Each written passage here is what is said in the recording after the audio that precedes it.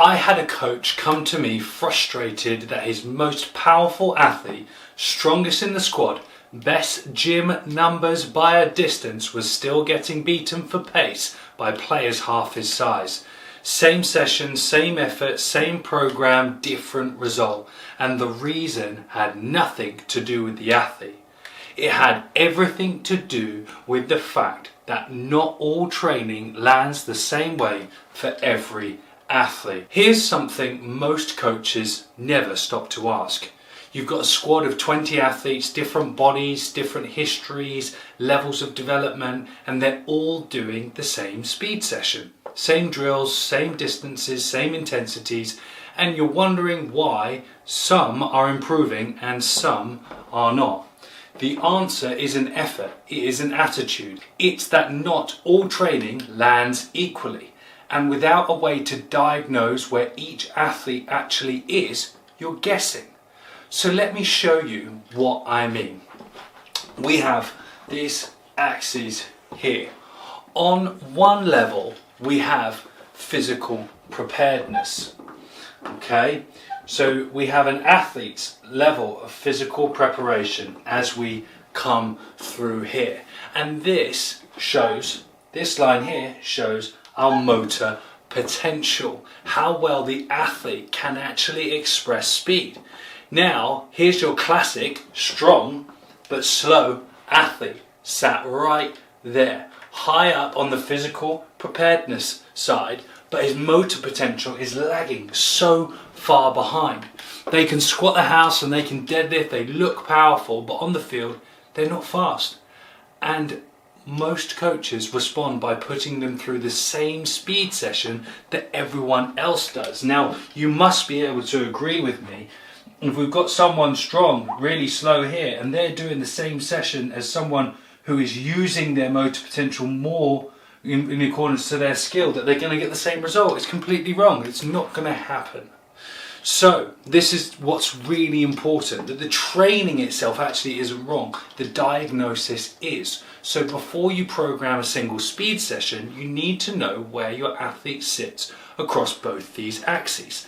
Are they physically unprepared? Are they strong, but from a motor potential level, are they undeveloped? Are they somewhere in between? Because the answer to that question changes everything about what they need next. So audit your current performance metrics. Look at both physical preparedness and motor potential together, and then ask honestly whether your training is building speed or just building around it. So an example for that is, how do we determine the gap and how are we going to show preparedness versus motor potential? It's a really simple way. We can use something like a back squat. A back squat as our motor potential, okay, as our motor potential metric. Now, our preparedness and our skill derivative, our simple skill exercise we could use, is a broad jump. Okay, because what we know is that there is a direct transfer to a point of the strength of a back squat to a broad jump, which could intersect this relationship here slightly, so we know that our motor potential is transferring, okay, towards the skill, because we know if someone can broad jump well, they're most likely to accelerate well. Maybe even if you had sprint gates or sprint times, you can audit them against one another. So that helps us ask the question, where do they sit on the curve, with some very simple tests and metrics. So we need to understand this so we don't make the common mistake that most coaches make with beginners. Okay, so let's take a little look at what a beginner is like. The beginner athlete, fresh to speeds training, still developing their physical foundation, and usually the one coaches are most tempted to push the hardest, because the gap between where they are and where they need to be feels urgent to close, and that urgency is exactly what gets them into trouble. Because here is what happens when you run a beginner too fast, too soon. look at this curve. Okay, this curve, we like curves on this channel, shows a very simple thing. Okay, this is the relationship between time and intensity needed to create exposure. So what happens, we typically think they need to run as fast as possible, and they respond to almost every sprint stimulus because everything is new. Their nervous system is adapting to the force production, that it's converting to speed, and progress feels easy. But if we push the intensity too high, the curve flattens out. So what actually we need with a beginner is this level of intensity down here, okay, 100% for argument's sake. This level of intensity is going to create the adaptation that we need, and we can use a little amount, a little amount, a little amount, and they'll keep progressing because everything's new. But what happens if we just go, right, for argument's sake, you're going to do towing, overspeed sprints, we've given a beginner the intensity up here, and it's going to completely shut them down, and that response gets blunted. But here's the part that even really hurts.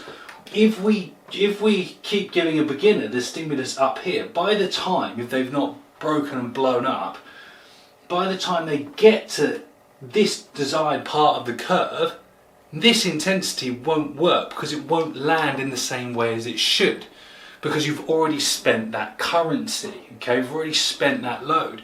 And the frustrating thing is that most beginner athletes don't need more intensity. They don't even need harder sessions or heavier loading. They already possess the physical qualities to improve their speed because they are already a functioning human being. What they don't have is they don't have the motor potential, because they have the strength, the power, the raw materials, they're already there. What they don't have is the structured exposure to sprint movement that gradually unlocks it. It's all about sequential loading. So the beginner athletes resist. So with a beginner athlete, resist the urgency. Build a progression of exposure that starts at a speed where they can actually feel and learn the movement, and then let adaptation do the job. The speed is already in there. Your job is to create the environment to bring it out, because once a beginner starts moving through that progression, they enter a different stage entirely, and that's where the coaching problem changes. As we move from beginner, we start to look at a more developing athlete. This is the one that catches most of the coaches off guard, because on the surface they look like they should be fast, they're strong, they're powerful, and they've been training for a while, and yet there's still a gap between what they look like in the gym and then what they can produce on the field. The metrics are not quite stacking up and complementing. We're not getting the transfer, but we've got the adaptation. And because coaches get stuck here, they're not sure whether they keep needing to be pushing down here or push really harder into something new. We're reliving a little bit of the same mistake, but we've got a bit of results already, some speed improvements, but it just becomes a very middle sticky ground of speed development. And at this stage is where the coaching problem fundamentally changes. Let's come back to this adaptation curve. Here is where you're beginner. Steep, nice early beginner gains, not a lot of too intense stimulus, and now your developing athlete, okay, is still moving upwards, but the curve is starting to require a little bit more. All right, so we've gone from, let's lose the arbitrary percentages. 20% is moving the needle. Now we're at 40%, and we're starting to find this middle zone of how we can push that up. So the gains from basic exposure are drying up. But what's really important, if you followed the process, it means that you've used all of them really, really well. And your athlete has got some really good speed preparation done. So the athlete does need a different kind of stimulus to keep adapting, but they're not at the top yet. and there's still a significant speed available if you apply the right tools. And that tool is very simple. It's sprint variations, because at this stage, speed improvement stops being purely about the skill development, closing up this space, and the problem becomes a loading problem. The athlete can sprint, they understand the movement, and now they've built the foundation. Now you need to use variations of sprint work to load qualities deliberately. So this is where this phase comes in, because what's happened, we've gone through this stage 1 here. Now we have a flat line, for example, and this stage is all underneath here. It's that base. But we've still got to develop that, because there is skill learning to happen, because the faster you get, the faster you need to learn how to run fast, if that makes any sense. So we use variety. We're using flying sprints, resisted runs, some cone work, wicket work, contrast methods. These are all stimulus that keep the developing athlete moving on that curve, and we beat something known as the law of accommodation, which is for a later video. So you need to stop treating a developing athlete like a beginner from a skill perspective. Don't jump them to the advanced methods too soon, because they're not ready for it. You just need to find that little bit in the middle, use the fundamental principle of variation, a bit of smart programming, and then you can load them accordingly. And now once your athlete has moved through that developing stage, and we know that, because obviously as someone gets better, the rate of progress is going to slow down, so it is going to take a bit longer to improve, and that's fine. But if we're monitoring appropriately and we're looking at the metrics as we go along, as soon as that progress starts to slow down, we then go, right, the problem's changed again, and now it's time to look for more advanced athletes. But before we get into that, I want to illustrate something too, really important. We've got the beginner, intermediate and advanced athlete. This is not a 6-week program. This is over years. Okay, this is a very long progressive timeline. This, especially in a team sport athlete, this could be their whole career. I worked with an NFL player who was in his late 20s, trained his whole life, and we still were using the modalities of beginner speed training to achieve lifetime best. Okay, so it's all important to understand the bigger perspective of here. So let's look at the advanced athlete, because really this is the one the coaches are most proud of, and ironically the most commonly that they overtrain, because just because they can do it doesn't mean that they should. And because the instinct with an advanced athlete is that they're already good. More work will make them better, more volume, more session, more sprint reps. And for a while that logic holds, but at this level, this is where volume starts being part of the problem. Here is what happens. So, over a period of time, and if we look at this from a seasonal perspective, early in the season, it's manageable. The athlete is fresh, recovery is good, adaptation is happening. Okay, and if we run a median line of the volume here, and this is where freshness and fully recovered is, they're able to tolerate it. But over a period of time, the more volume that we get, we actually start to exist in a fatigued state, because this just compounds over time, and performance will actually start to decrease, because if we've kept adding volume week on week, fatigue starts to outpace adaptation, and this is the relationship between freshness and fitness. The athlete is working harder than ever, and the speed gains have stopped. And what's even more worrying is the athlete will start slowing down and become a very, very high injury risk. And most coaches respond to this actually by adding more, because that's what's worked before. But the more volume on top of the accumulated fatigue doesn't produce speed, it just produces more tired athletes. The advanced athlete doesn't need more, they need better. And at this level, volume becomes a recovery tool. You maintain it to keep the athlete physically prepared and moving well. but you stop expecting it to drive improvement. Intensity is what drives improvement at this stage. Precise, high quality sprint stimulus with enough recovery built around it to actually adapt. 1 or 2 genuinely high quality speed efforts properly recovered will do more for an advanced athlete than 5 mediocre ones buried in fatigue. Maintain the volume but chase the intensity, because at this level it's the only stimulus that moves the needle. And we can look at this by another simple graph.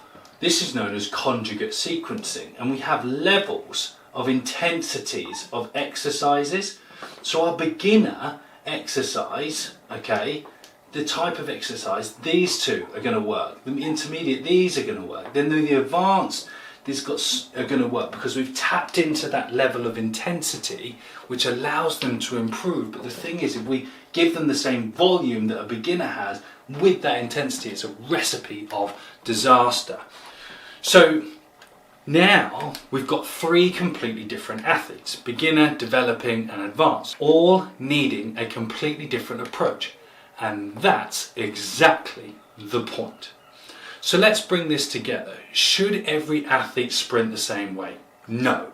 And now you can see exactly why. The beginner needs structured exposure to unlock the speed that they already possess. The developing athlete needs loading through sprint variation to keep adaptation moving. The advanced athlete needs precise intensity with volume used as a recovery tool, not as a developmental one.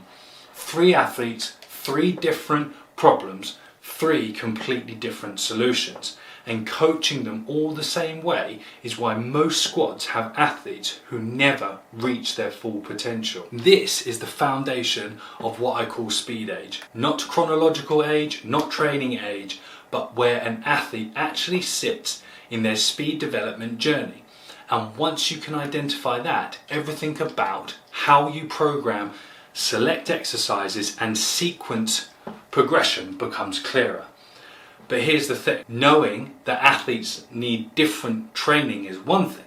Knowing what actually makes them faster, the specific physical qualities that drive speed improvement at each level, now that's a different question entirely.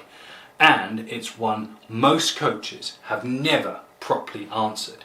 And that's why we're going to look at that in the next video, because once you understand what's driving speed at a mechanical level, you'll know exactly which lever to pull for every athlete in your squad, regardless of where they sit on the speed age scale. So I'll see you in the next video.